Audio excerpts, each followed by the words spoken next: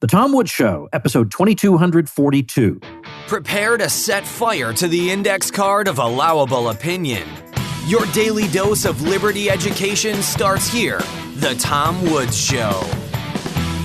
Folks, if you enjoy The Tom Woods Show, it's time to go to the next level. And next level Tom Woods is libertyclassroom.com. This is where my friends and I teach all the stuff you did not get in your conventional education. History, economics, and more, the way it ought to be taught, with all the content they left out or distorted.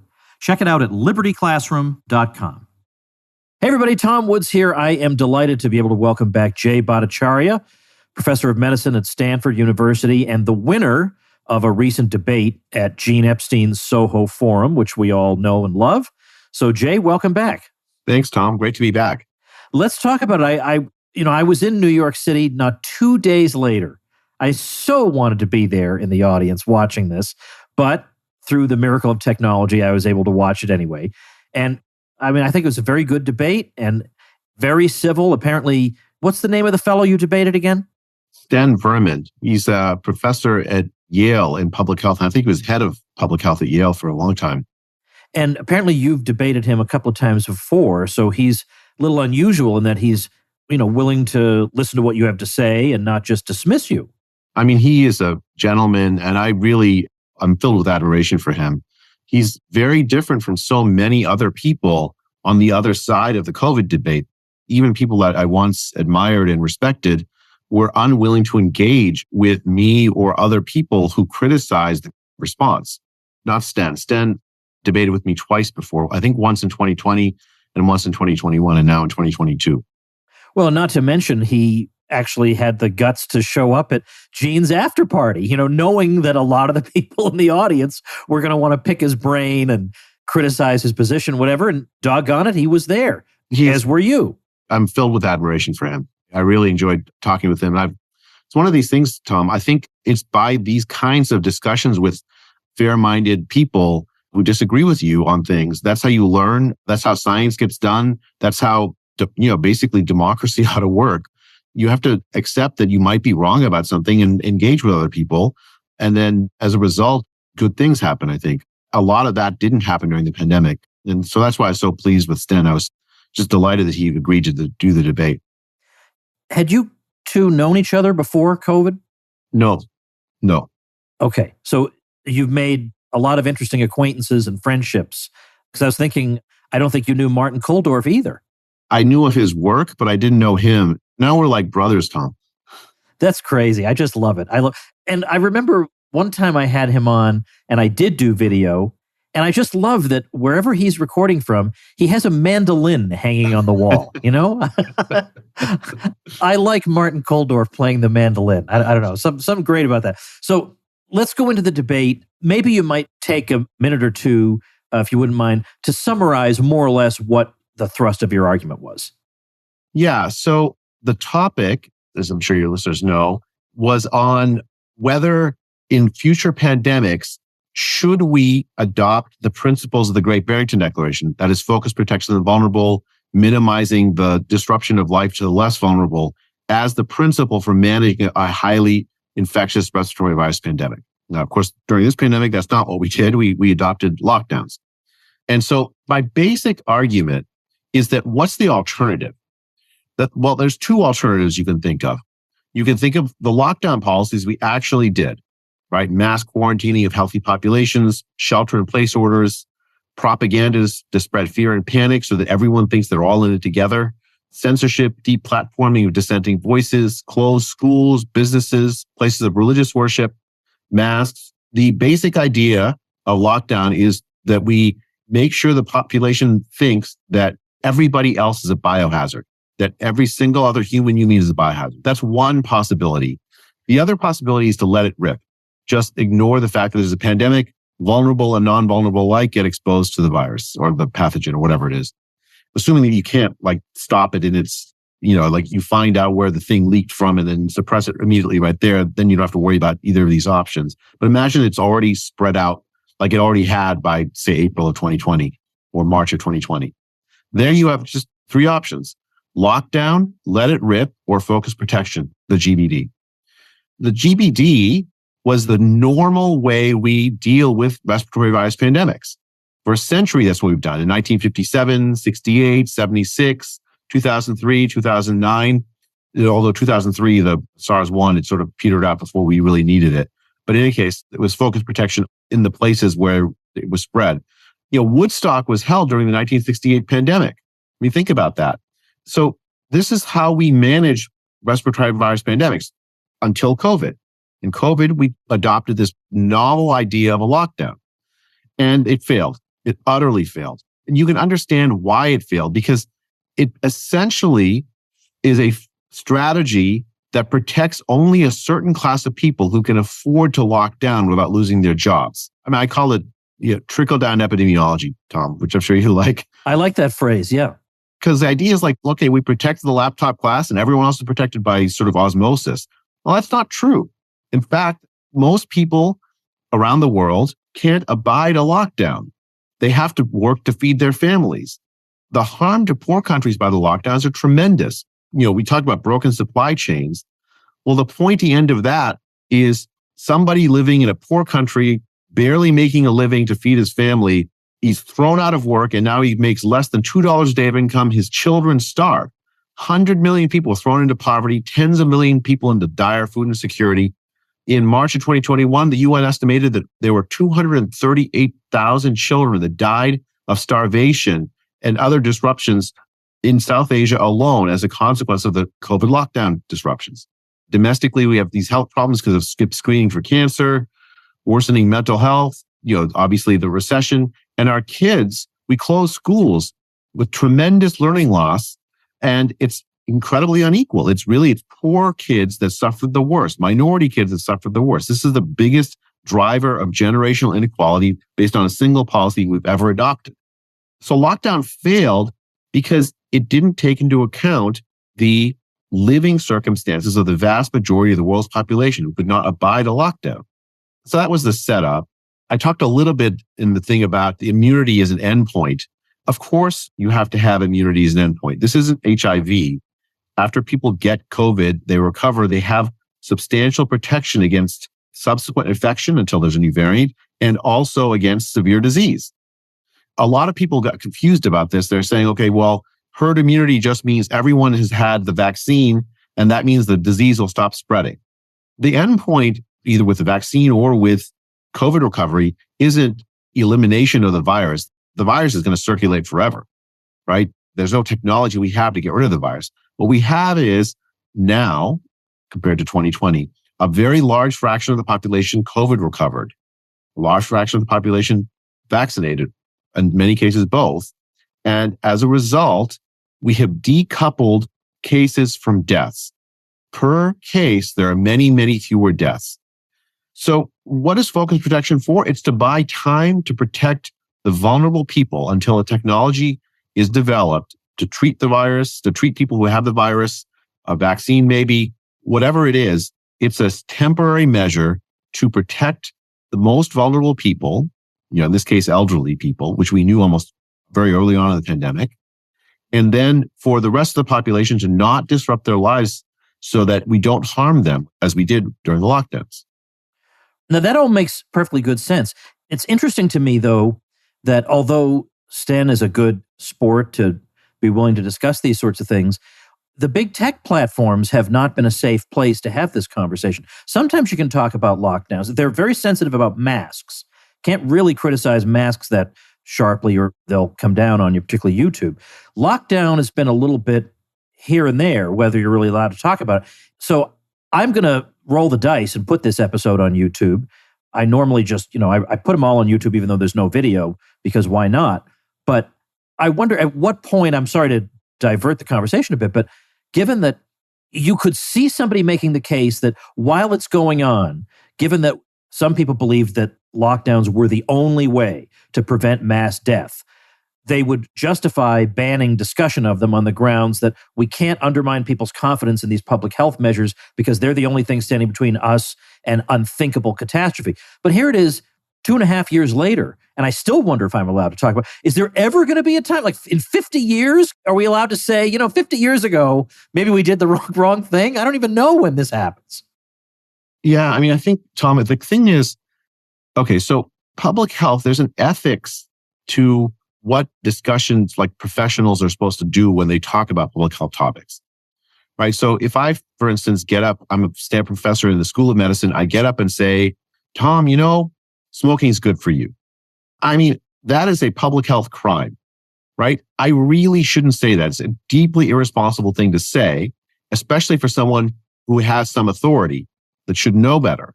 And so, like, if I were to get up and say that, you would be right to say to me, Jay, you really shouldn't do that. It's a violation of your authority vested in you and your position as a professor in the School of Medicine at Stanford. And I would agree with you. And that is because there's a deep evidence base that shows convincingly, beyond any doubt, that smoking is terrible for you. It causes cancer, it causes heart disease. It is just a bad thing for you to do. Now, the moral basis for restrictions in speech in that case is the true consensus that the scientific community has reached on this on the basis of real evidence. Now, if I come up with something that says, like, let's say there's a ban in smoking 15 feet away from any public building, and I do a research thing that says, look, that doesn't seem to have too big an effect on smoking rates. Well, I should be allowed to say that, right? That's my finding. It's true. That is, I think, permissible. Even though smoking is bad for you, I can say this smoking ban doesn't work to address smoking. Now let's go to COVID. In the context of COVID, we have a new virus come on the scene. There's tremendous scientific uncertainty about every single aspect of this. How contagious is it? How does it spread? Who is most vulnerable? Although that was actually clear by January 2020, certainly. What's the best way to treat it? 100 things, 1,000 things you don't have the answer to. And in that setting, you have to let science work. Science works by letting people speak to each other.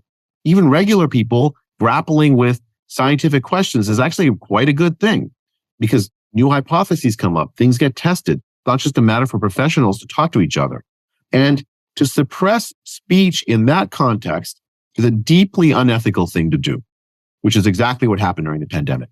Because what we had is people like Tony Fauci and others take on the mantle of the science as if just because they are experts, they know the answers to scientific questions just by osmosis or something. That's ridiculous. It's absolutely ridiculous. There's nobody alive that has access to that kind of godlike knowledge. The only way to get true things out of science is to let science proceed, which is messy, requires people to disagree with each other publicly, and then to do tests and then argue over the interpretations of those experiments. And to suppress speech about that essentially suppresses scientific progress altogether. And that's, I think, exactly what we've seen during the pandemic. Public health applied its smoking is bad for you ethic to a situation where the moral basis of that ethic did not hold because there was uncertainty. There was lack of consensus about 1,000 questions on COVID. Instead, it adopted this mantle, this illusion that there was a consensus and said, no, Tom, you can't speak on YouTube. No, Jay, you can't post that on Twitter. Whatever you say, your thoughts are so dangerous you can't speak because you're violating the consensus. Even though there never actually was one. It's too new a disease to credibly claim that any consensus ever existed on so many of these topics. Let me raise something from the debate that I found interesting. It wasn't just a debate on were lockdowns a good idea. It was also a debate that went into some detail about what focus protection might look like in particular circumstances. And one of Sten's arguments was that the Great Barrington Declaration was just much too short. We need to get a lot of specifics about exactly what focus protection would look like. And one of your points was, this is something, because of differing circumstances, that has to be worked out at the local level by people familiar with local conditions. So as we look to the future, if we want to think about what focus protection might look like in a future situation like this, we should be thinking about that now on the local level. But I guess my question to you would be, we can't know in advance if in the future we face some other previously unknown disease, that it's going to have the same kind of, for example, age gradient we saw here, 1,000-fold difference in mortality between old and young. Maybe it won't have that demographic difference. And so then if we were planning for COVID again, that would be one thing. It's like the US government trying to go after the shoe bomber by after the shoe bomber, we all take our shoes off. Okay, but so there won't be another shoe bomber. So how do local officials prepare for something they can't entirely predict? I mean, I think you have to be flexible, right? So we didn't know there was going to be this age gradient, but it was really clear from the Chinese data and from the Diamond Princess cruise data very early in the pandemic that there was this age gradient. So what you need is a public health that's flexible around this. You need scientific work to be done very rapidly and on the basis of maybe sometimes incomplete information, identify who's most vulnerable. It may be there's a virus or pathogen that floats around that's most dangerous to children. That was true for polio, for instance. And so then you'll have to have a very different set of policies, but the principle is the same, focus protection.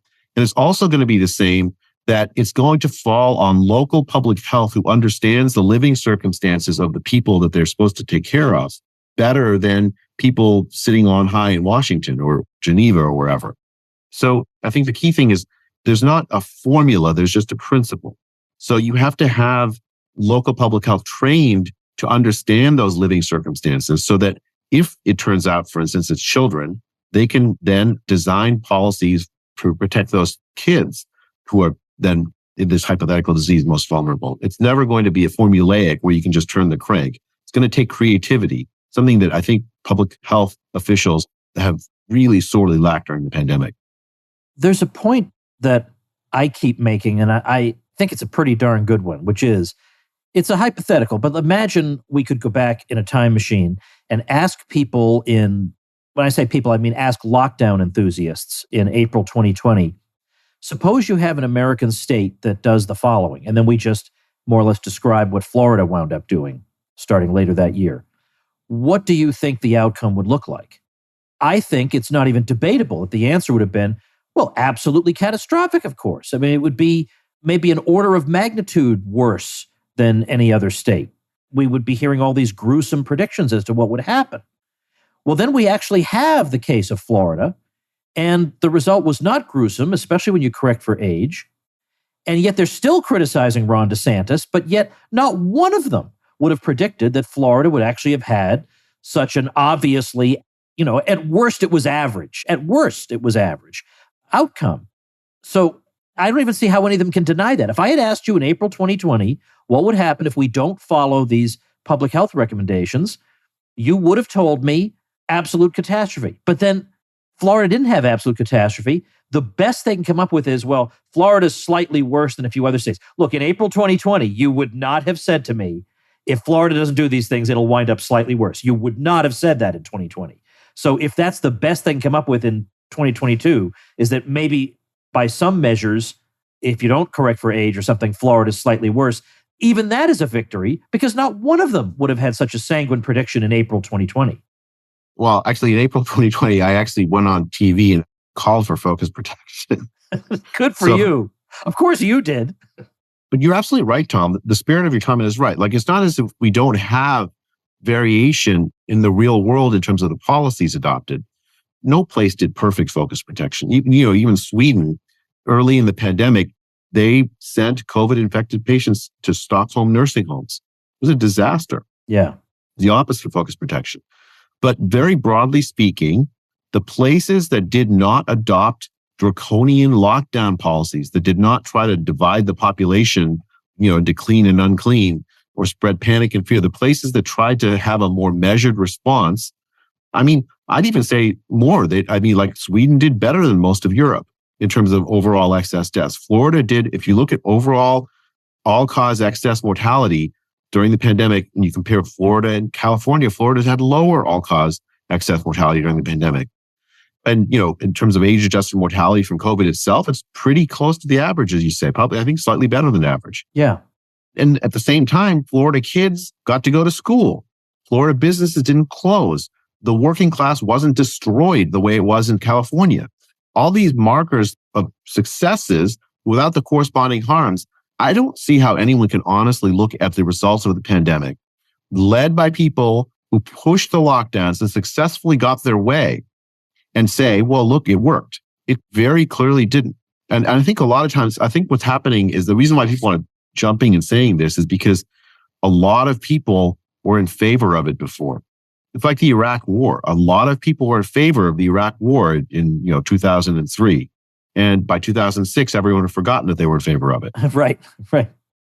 Yeah, I was wondering if this would turn out to be one of those things. I think it is still kind of, well, one thing that everybody wants to pretend they didn't favor was shutting down the schools, right? I mean, Randy Weingarten is claiming that she was fighting to keep them open. I mean, we all know that's not right. And Gretchen Whitmer trying to tell everybody that they closed them for only 3 months. That's nuts. Apparently, the focus groups must really, really dislike the school closures because that's what they've really, really tried to pretend didn't happen. Hey, folks, quick sponsor message via Woods here. Let me tell you something. With Christmas coming, there are a lot of gifts you can get people that they're absolutely going to hate. But there are fantastic and unique gifts that nobody else is going to get them that they're going to love. Why not get one of those? And an excellent, excellent gift idea this Christmas is a big old box of Omaha steaks. The Woodses have been eating Omaha steaks for well over a dozen years. We love the convenience, the value, and the quality. Absolutely delicious, and what a great gift idea. The steak experts at Omaha Steaks have put together special curated gift packages that will help make you a Christmas hero. So go to omahasteaks.com and use code WOODS at checkout to get $30 off your order. Send an assortment of mouth-watering favorites guaranteed to impress, like the legendary Butcher's Cut Filet Mignon, air-chilled boneless chicken, ultra-juicy burgers. The burgers are ultra-juicy, and even easy-to-prepare comfort meals that are ready in a flash. Omaha Steaks is ready to ship your order right away, so shop early and beat the shipping rush. Go to omahasteaks.com and use promo code WOODS at checkout to get that extra $30 off your order. Minimum order may be required.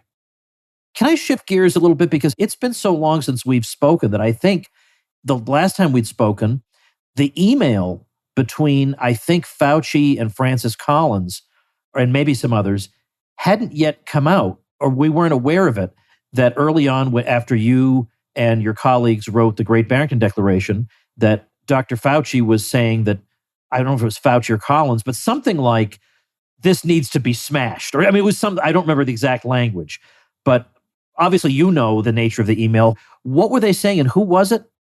So it was Francis Collins, the head of the NIH. He wrote to Tony Fauci 4 days after we wrote the Great Barrington Declaration. The Great Barrington Declaration, we wrote, me, Martin Kulldorff, and Sunetra Gupta, we wrote that in October 4th, 2020. And we put it online and, tens of thousands of people signed it. I mean, now almost 1 million people have signed it, regular people, doctors, epidemiologists, tens of thousands of doctors. It sort of went viral really fast on October 4th, 2020. On October 8th, 2020, Francis Collins wrote an email to Tony Fauci calling the three of us, the main authors of it, fringe epidemiologists. I mean, someone made a business card for me that says fringe epidemiology on it, Tom. I love that. I would give that out to people. I love that. It's fantastic. I'm going to put it on my epitaph, when I die. And then he called for a devastating published takedown of the premises of the Great Barrington Declaration. That's what it was. Devastating public takedown. But instead, we didn't really get that. It was instead a devastating silence for the most part. Or mischaracterization. I started getting calls from New York Times reporters asking me why I want to let the virus rip. We're calling for folks' protection of vulnerable older people. How is that letting the virus rip? Tony Fauci gets on TV and accuses us of wanting to let the virus rip, says we're spouting nonsense. Way to understand what was happening there was that we had exposed the idea that Tony Fauci and Francis Collins were truly representing a almost universal consensus of scientists and epidemiologists about what to do about the pandemic. I mean, Stanford, Harvard, Oxford, we had essentially showed that there wasn't a scientific consensus. There was actually quite a bit of unease with the lockdowns. We had shattered this illusion of consensus that Collins and Fauci wanted to create. That's why they just abused their power to try to smash us. They were quite concerned that our ideas were going to take root and that people would no longer think that Tony Fauci himself was the science, that there was actually more to science than Tony Fauci himself. And actually, it's worth understanding who Francis Collins is and what his role is. He sits on top of $45 billion of federal money that goes to almost every single biomedical scientist of note in the United States. And I'm a professor in the medical school at Stanford. I don't get tenure if I don't get NIH funding. You have to get it in order to show that you've actually arrived, that you're a competent scientist. So he doesn't just control the ability to do science, Tom. He also controls the social standing of scientists, promotion decisions, salary decisions, where you are in the pecking order. Your ability to convince other scientists depends on decisions that the NIH makes. So when the head of the NIH comes out and says, these people are fringe, there should be a devastating takedown, scientists take note and they stay silent. A lot of people censored themselves because they saw the treatment that people who signed and wrote the Great Barrington Declaration got, which is, quite difficult. I mean, some people actually lost their jobs for signing the Great Barrington Declaration. That's absolutely insane. I had known about the money. I had no idea that you had to get NIH funding to be considered for tenure because of what it symbolizes. And so what that means that he holds in his hands the futures of young scientists and therefore influences, even if only sometimes in a subtle way, the avenues of research they pursue and the conclusions they want to state publicly. That's very disturbing for me as a layman to hear. Are you able to say something about the lawsuit that the Attorney General of Missouri and I think also in Louisiana is pushing that I believe you are a party to? Yeah, so I'm a party to that lawsuit. Yeah, so it was brought by the Louisiana and Missouri Attorney Generals. The Missouri Attorney General, actually, he was just elected to the Senate, the U.S. Senate. The lawsuit alleges that the Biden administration directed a massive censorship regime, effectively telling social media outlets both what to censor, what ideas to censor, and in some cases, who to censor on a very wide variety of topics, but certainly including on COVID. And what we found so far from discovery is that there are at least 12 agencies within the federal government, including the Department of Homeland Security, the NIH, even the Census Bureau, that were in regular communication with social media outlets, Twitter, Facebook, Google, you name it, telling them which ideas they wanted censored and in some cases who they wanted censored. It's interesting to read these emails because it looks like the social media companies were quite happy to go along in many cases with this. But, there's a power imbalance there. The government comes to you and says, it'd be really, really terrible if you were to allow this speech to happen. That's a nice platform you got going there. It'd be a shame if something were to happen to it. Yeah. I mean, that's the implicit thing going on, that you cannot have government directing speech in this way. It is a gross violation of American First Amendment rights. And it happened just routinely as if it were the most normal thing. This lawsuit exposes this censorship regime. It is, in effect, Tom, is that Ministry of Truth that we were all worried about, that disinformation board that got dismantled. Well, it turns out it wasn't dismantled. It was there all along, only much more broadly than just that one disinformation governance board that got taken down. Well, of course, we all would recognize if the federal government did these things directly, that it's violating the First Amendment. So it seems to think that it can operate in secret and secretly urge private actors to do these things, that then somehow it can evade the First Amendment restriction. But that just seems like it's simply delegating to a private party a power that it does not have in the first place. So you would think this is a slam dunk for you guys. I'm not a lawyer, Tom, but from what I understand, the government really can't do this. They can't offload their censorship regime to some other people and then pretend like they had no role in it. Of course they had a role in it. I think the extent of censorship that we've seen during the pandemic is, certainly in my lifetime, I've never seen the like. I think you have to go back 100 years to World War I to start to see anything like this in the United States, the censorship regime, or maybe even back to the Alien and Sedition Acts. But what you have is a direct violation of the letter of the First Amendment. But if not that, certainly a violation of the spirit of the First Amendment that requires the government of the United States to let speech happen very broadly. And if you're going to interfere in speech, there better be a good reason, crying fire in a crowded theater. This is not that. This is just the government using its power to suppress speech on vital health policy topics. Again, taking on itself this mantle of we know the science, even though the science is being hashed out in real time by the government. So I think if the courts don't repudiate this, admonish the federal government, I really think that the government will use this power over and over again, not just in pandemic settings, in other settings. And the First Amendment will be effectively a dead letter. Let's wrap up with this. You have a very cool, calm, and collected demeanor, even in debates.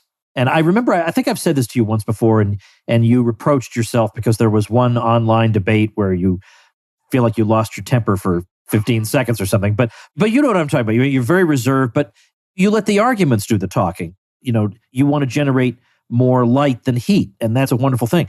But despite this aspect of your personality, which is unchanged, it seems to me, though, that the Jay Bhattacharya of late 2022 is a somewhat different man from the Jay Bhattacharya of early 2020 in perhaps a number of ways, one of which is I would venture to guess that in early 2020, maybe if somebody had raised the issue of the influence that a Francis Collins has with all that money at his disposal, you might have said, yeah, that's concerning and there can be problems leading to that. But I don't think you would have realized or thought about just how severe the problems arising from that situation can be. So I feel like today there are issues that weren't even on your radar screen a few years ago that now are deeply concerning to you. So am I right about this? That now maybe you feel deeply alienated from fellow academics in ways you didn't nearly 3 years ago. Can you maybe say a word about this? I think both are true. My eyes are opened in many ways. I was very naive then. It's not that I didn't understand that someone like Francis Collins or Tony Fauci had tremendous power.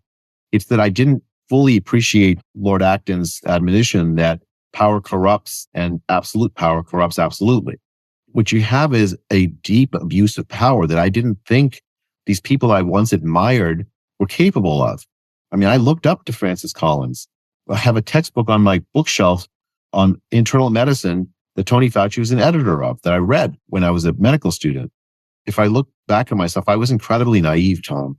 I thought that there were people of goodwill in these positions, obviously not omnipotent, but that were seeking truth and wanting to engage with others so that they could find truth. I thought that if I spoke up and offered evidence, we could have a conversation. Maybe they'd change their minds about things. I look back now and I really was naive about that. There was essentially panic, abuse of power in a way that I didn't think possible in the scientific community. And I kind of now want to work toward reform of science and the structures of the scientific bureaucracies so that these kinds of abuses of power don't happen again. The old lesson is you have to have checks and balances. Turns out most of those checks and balances didn't exist or failed during the pandemic. So we have to reform our system so that people don't have this kind of power that can be abused to the harm of so many. There's such an important distinction to be made between science in the abstract and science as it's actually carried out by real flesh and blood human beings and our flawed institutions. And I think somebody like Dr. Fauci has been trying to conflate these two things, that the scientific establishment in the US is science, but it's a slew of conflicts of interests and intimidation tactics and self-censorship. And it's not the glamorous, impartial pursuit of truth that Francis Bacon described to us centuries ago. Yeah, you're absolutely right. That's how my eyes have been opened. Science is done by humans. In that sense, Tom, it's both better and worse than we've been talking about. It is a human activity with human strengths and human foibles. And because it's human, no one can claim godlike omnipotence or omniscience, rather, like Tony Fauci did when he says, if you criticize me, you're not simply criticizing a man, you're criticizing science itself. Think of the hubris of that. No one can actually unironically say that, but yet Tony Fauci did. So on the one hand, something that ought to be a humble thing, humble yet powerful, a process by which we can come together to learn about the material world, learn what makes it tick, use that knowledge to better our health, our material well-being, our livelihoods. That's on the one hand, right? This human thing where we talk to each other and learn from each other, sometimes argue vociferously with each other. On the other hand, you have this idea of science of a few high priests, a scientific clerisy, who know how we should live, who know the difference between true and false unerringly, and then can use that their knowledge and power to expel heretics, to conduct devastating takedowns of all the fringe figures out there so that their truth can obtain. I mean, those are the choices, right? Maybe I'm being too dramatic, but I think if we don't reject the latter, which is what we've had during the pandemic, we're going to get more of the same of it. Yeah, and that was a very stirring conclusion to your debate, which I'll use to wrap this up at long last. You said at the end that we should be thinking about the future. And if we don't commit expressly never to lock down again, then there's no assurance that we won't. And even if we do commit, there's still no assurance that somebody won't still impose it on us. But what you've done is so important. I know that there's a whole bunch of books written on this. I wrote a book on the 2008 financial crisis a long time ago that came out in early 2009. And when I wrote it, I knew that the whole world was going to write books on this. So the only advantage I would have was being the first one. So I killed myself to get that thing out there. And it did very, very well. It did very well. But indeed, a good number of books were written about it. But that doesn't make me feel like my book wasn't worthwhile because I have a particular perspective that I think is missing from many of the other books. Well, likewise, we know, Scott Atlas has a book, and I have interviewed him about that. And there are a lot of people who observed this close up who have written books on it. Do you know where I'm going with this? Have you ever considered that? I have, Tom. So I mean, the last 2.5 years, I've been so busy with, I don't know, podcasts and op-eds and scientific articles I've written. I mean, it's just been exhausting that I have not had the bandwidth to think about writing a book, but I absolutely want to write one just for my own mental health, actually. I mean, I've sat basically, I had a front row seat in so many of the policy discussions and debates that have happened. I mean, I've had the absolute privilege of being able to talk to presidents, governors, prime ministers, religious figures. It's been absolutely humbling. And I think people will be interested to hear, at least I hope they will. But even if they don't, Tom, I just need to write it because I've lost friendships. I've made deep new friendships. I've learned a lot about the way the world actually works. And I've learned a lot about science and COVID also. I think it's just to come to terms with that process that I need to write something, some memoir-y thing maybe. It seems a little self-indulgent, frankly, but that's I would absolutely love to read it. And not to mention in this electronic age, when you write a book, it's probably forever. I mean, people will be able to access it so that when historians or just curious people in the future look back on this period, they'll know that there was more than one way of looking at this and that there was a very, very persuasive argument against the various things that were done, that for all we know in the textbooks, we'll get all the credit for our advances against COVID. They'll get the credit for it. We need to have a Jay Bhattacharya with his experiences giving his testimony. So I hope that does happen sometime in the relatively near future. People should follow you on Twitter for sure. I'm going to put your Twitter handle up. I think it's Dr. and then J, then Bhattacharya. But that's a lot to ask of people. So I'm going to link to it at tomwoods.com/2242. And of course, if you had a book, I'd try to sell copies of it for you, but I don't know what else I can do for you. Like, you're doing things for me. What can I do for you? Tom, I really enjoy that we're now friends. This is one of these things where I've met so many interesting people, but for the pandemic, we wouldn't have been. I wouldn't have ever gotten to know you, I don't think. Probably not. It's the same thing. I agree. Maybe it doesn't make up for all of the harms that I've done to people, but it is one of the small blessings. I've got to know so many interesting people like you, and I hope to be able to keep those relationships up. Yes, absolutely 100% agreed. I've thought this about the people all over the world I've gotten to know through this. I wish I could meet someday, and in my international travels, one at a time, I intend to do just that. Well, again, I appreciate your time. I think I tried to wrap this up 3 times because I feel bad keeping you this long. But thanks so much again. Congratulations on winning that debate. I'll also link on the show notes page to the video of the debate for anybody who'd like to watch it. So thanks again, Jay. Thank you.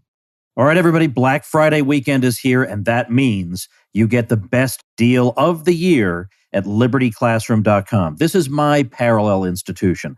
I can't fix the history department at Yale University, but I can create something that'll reach a heck of a lot more people.